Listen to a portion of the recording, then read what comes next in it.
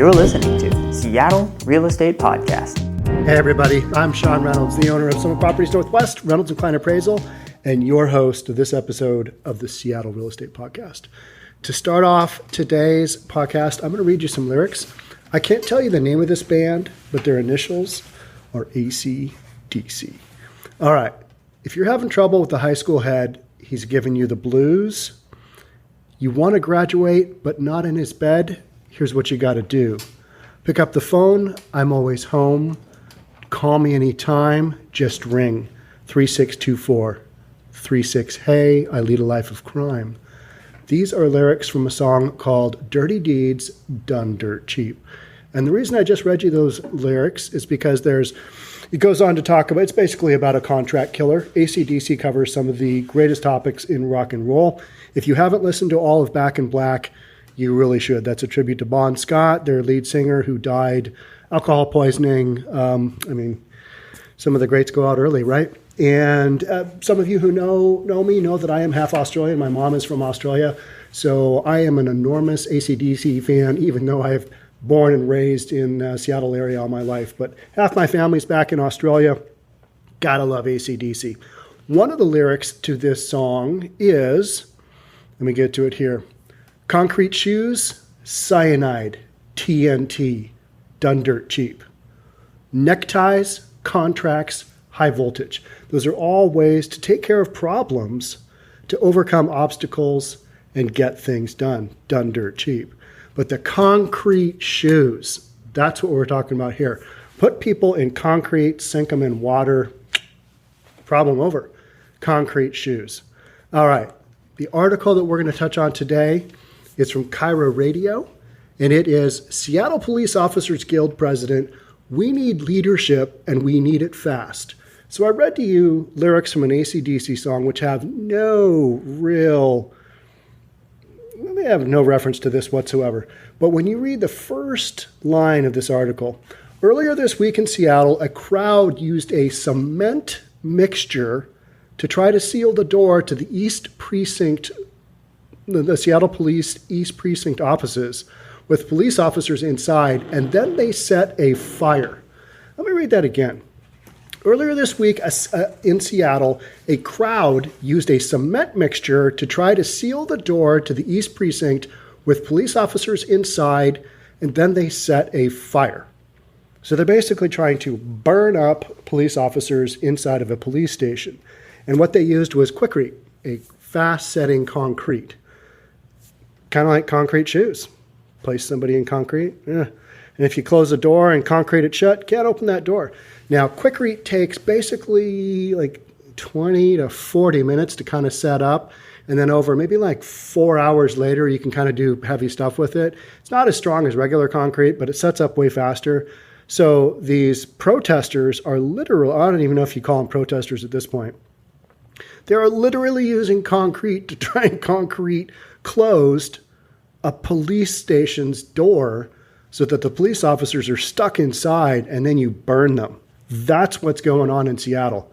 That's an occurrence. That's just crazy. And what do you think our city leadership said about that? Crickets. Nothing. They didn't say anything. They're just kind of like, not good. They didn't even say that. They just, not much going on. Yeah, that's City of Seattle leadership right there. Try and kill some cops? Nothing. Not good. That's not where we want to be. Thankfully, it did not engulf the building. On that same evening, 2 individuals threw Molotov cocktails at the Seattle Police Officers Guild SPOG building in Soto. Mike Salan, president of SPOG, told Cairo Radio's Dory Monson show. It's quite clear that there are people who are hunting cops to kill them, and this is very concerning, Salan said. I'm demanding that our elected officials publicly decry these acts, demand that this violence stops, because I believe if they come out forceful, they could have an impact to stop this nonsense. I agree. I have been telling people, I've had a lot of people ask me, Sean, when are you going to cover some more of the protests? And I have basically told people I don't really want to do that anymore because I believe at some point in time here, the protests are going to turn more deadly than they've already been. So if you followed any of my coverage of CHOP, you know that 2 young black teenagers got murdered at CHOP, right? They're dead, not coming back. I think you're going to have more incidences like that. The violence is going to lead to deadly violence. And police officers are, unfortunately, their lives are on the line because they're dealing with this stuff day in and day out. And I think you're going to see more and more cases where people ultimately get killed. I don't want to get killed. I want to keep doing podcasts. So I'm not going to be boots on the ground at some of these events, at any of these events, really, because I think this is not headed in the right direction. And I really believe that city of Seattle officials are not doing their job, and they are not condemning this kind of stuff. I mean, when do you have people concreting in a door and then trying to light a fire? Really? That's the game plan. Somebody went to the effort of planning this event and said, hey, Jim, I need you to get a bag of Quickrete. Johnny, you bring some water. Somebody bring a bucket because we got to mix this stuff up. We're going to mix it up on site. Got a couple hundred of us, 100 of us. This is what we're doing. We're going to concrete them in, hope the concrete sets really fast, and then we're going to burn them out. That is literally what's going on in Seattle. That literally happened just a few days ago. So, and our city leadership, let's just ignore that and let's just see where this goes. Just not really sure where this is going to go. I know where it's going to go. People are going to get killed. That's what's going to happen. So the people I tell around me, when they ask what I'm doing, I'm like, I'm not covering that. I'm not covering that because the gas mask isn't really going to help you if a bullet comes flying through the air. Not good. Don't want that. So Salan, he's the Mike Salan, he's the president of Seattle Police Officers Guild. He described the current situation in Seattle as absolute chaos. The officers in the Seattle Police Department, Salan says, love this city and love their job. And from what I can tell from the officers I've had contact with, they do. They, over the years, they have really enjoyed working in Seattle. And Seattle has gotten awards for their police officers and the way they've handled events. And in the era of the Obama administration, there was really good interaction between the Seattle police officers and our federal leadership. And now we've got this situation where everybody hates cops, defund the police, all this other stuff. And we're at the point where we're literally trying to concrete in police officers and then just cook them out. Either have them catch on fire or smoke them out or whatever it is you do. But this is what's going on. This is happening like right now. And to think that this is just going to go away, I don't think that's a reality. Something really bad's going to happen. I mean, that's just where we're going.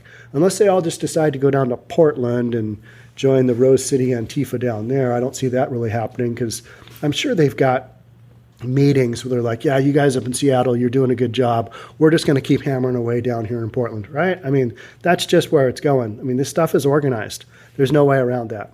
So, but it's quite clear that there are about 100 to 150 people that are holding all of us and our city hostage by their criminal actions, Mike said. If we had a more forceful voice condemning this from our elected officials, from the council, I think that they could have a big hand in having these criminal actors stop their domestic terrorists against police, against our community. Yeah, but our city's leadership is, they're not going to do it. You're going to have a bunch of people killed. That's my opinion. That's just how this is going to play out. You're going to have people get injured and killed in some big event, and then the city of Seattle is going to go, oh, we should have done something. In other cities, federal officers, federal help is being sent in, and cities are going, yep, we need some help because this is not going to go down well. And that's what's going to happen in Seattle here, and I'm afraid it's going to happen pretty shortly. Other cities, including Detroit, have pointed to Seattle as an example of what they're trying to avoid. Now, if you haven't followed Detroit, they have had some brutal times, not only economically, but economically and socially and everything else. Detroit is just a hammered on city, hammered on. So if you've got Detroit going, let's not end up like Seattle, that kind of tells you where we're at. We are at the bottom of the barrel with this nonsense that's happening. Not only the Seattle police officers, but businesses downtown. You got businesses moving out, and people just basically afraid for their lives. They're just like, this isn't good. This isn't how we want to live. and people go into the suburbs getting away from downtown. You've got the whole COVID thing, and then you've got this kind of violence going on. People don't really want to be around that. There's enough fear in people's lives already. Just go into like 7-Eleven.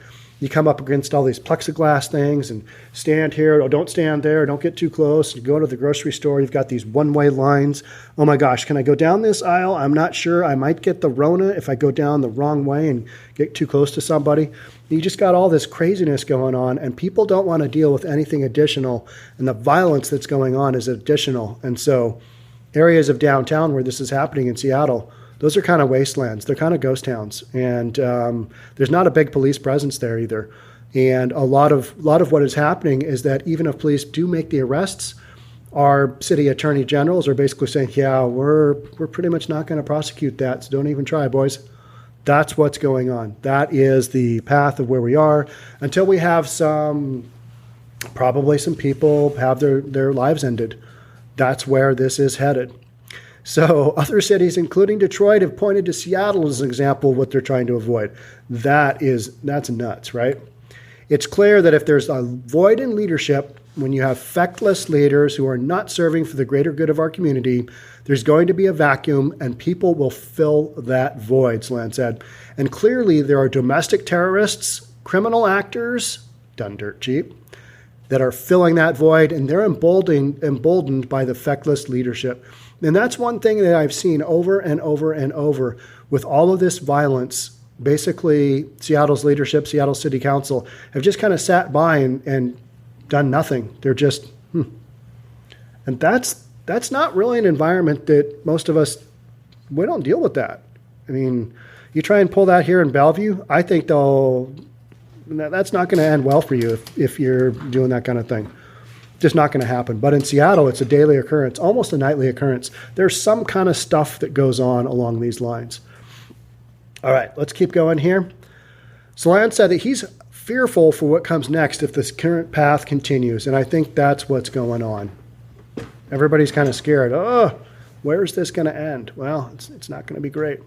Is there going to be gunplay, he asked. Are there going to be more incendiary devices targeting police officers? Yep. Because invariably, when you watch these newscasts, you'll see these, what some people call explosives and other people call fireworks.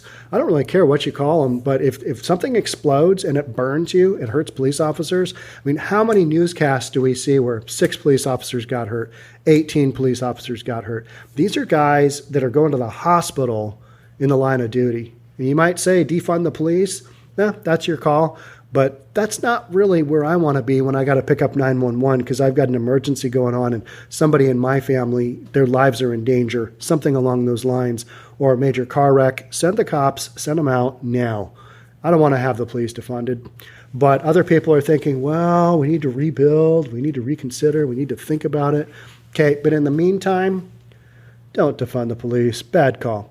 So are there going to be more incendiary devices targeting police officers, targeting our community? We need leadership, and we need it fast. So how is all of this, how is this all going to turn out? Are the protests just going to go away? I don't think so. You're going to have some kind of deal breaker come along, and then there's going to have to be basically, all right, here's where we're at as a country. You're going to have the Fed step in, I think, at some point. Step in hard and go, yep. We are not dealing with this anymore because we let the individual governors take care of things. We let the individual mayors take care of things. You guys did such a crappy job that we're going to step in, and here's the deal. I think that's where we're headed. I don't think there's any way to avoid that. So I wish it didn't have to come down to this. I wish we could have peaceful protests where people are able to go out and do their own thing and have those end peacefully like they start. But just about every single one of these incidences of violence start out as a peaceful protest, right? People just walking down the road, doing their chanting thing, holding their signs. And then at some point in time, that just veers off hard to the right. And you go down this system of, we're going to loot some stores, we're going to steal some stuff, we're going to spray graffiti everywhere, we're going to threaten homeowners, we're going to threaten business owners, just the whole shebang. That is what's going on nightly, daily, on a regular basis. Down in Portland, they are on what night? They got to be getting close to night 90 now let's go hammer on the federal buildings. I mean, that is such a regular occurrence that I was reading an article where the prisoners, not the prisoners, I guess they are prisoners, and the local jail are getting sick because there is so much tear gas wafting into the air up through the ventilation systems into basically the city jail, that those guys are getting sick. That's how much tear gas is being dispersed in Portland, because on a nightly basis, they've got people that are they're doing riot acts and causing fires. So the police have to step in, and the city of Portland said, yep, we're going to let our police deal with it. Well, that's not going so great. So at some point in time here, I think you've got the feds. The feds are going to step in, and they are going to drop the hammer on these groups, and it is not going to be pretty. There's going to be some uproar, but it will go away. I mean, you're going to have it kind of basically put away for this round anyway, because this stuff just can't keep going on. And I don't think people want to see it going on. And I think what's really interesting is that I think the left politically has seen, this isn't really accomplishing what we want. It's we've got the far left doing a lot of this stuff. You've got the far right involved in some of it, but not on the protests. They're more jumping in and going, hey, you guys shouldn't be doing this stuff. We don't agree. And neither side has, the greatest of intentions. You've just got kind of nut jobs on either the far right and the far left. But the far left are so much more involved with this stuff. And that's who we've got on the city council, is some, people that have different agenda. And that's why they're not really stepping in and saying, hey, we need to protect our police. They're the ones that protect us. We need to protect them back, because that's kind of only fair. So that is kind of my thought, is that we're going to have some pretty major intervention here at some point in time. And trying to take away the police's ability to basically do their job, I'm not down with that either. I mean, give them whatever tools they need. They're the police. I mean, say all you want about, just the craziness that has gone on. But for the majority of all police actions, there's not this police going out and just singling people out and hammering on people. That's not the case, is it? And I think most Americans realize that. And the instances we do have, the George Floyd, yep, all right, those guys, those police officers need to be dealt with, and they are, whatever systems you need. But if you're really concerned, get the police some more training, because those are the guys that you call for 911 when you've really got a problem. And I, as a citizen, I want to be able to keep doing that, right? I mean, I think you do too. And without that ability, then you kind of you get into this anarchy, this lack of law and lack of order. And then you've got people concreting city doors shut to try and barbecue police officers. That's what's going on. That's what's happening here in Seattle. So that's it for this podcast. But I thought the dirty deeds kind of segued in nicely to the concreting of the door shut, and that's why I wanted to do this podcast. I think it's a real issue that needs to be dealt with, and I think it'll be dealt with here very soon, as this kind of keeps heightening and keeps going down this road of the some people call them the peaceful protesters. I call them the violent rioters. That's just, kind of semantics. But at the end of the day, I don't want to see people get killed. I don't think anybody else does either. I think to have the protesters bring their message, that's one thing.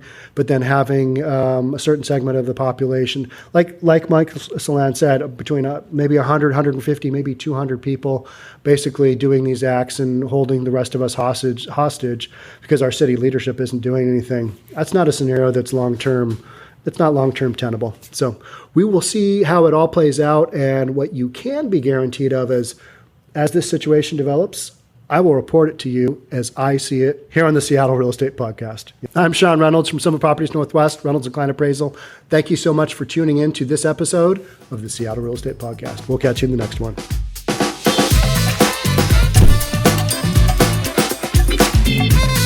Don't forget to subscribe to our channel and hit the notification bell so you'll know when our next video is out.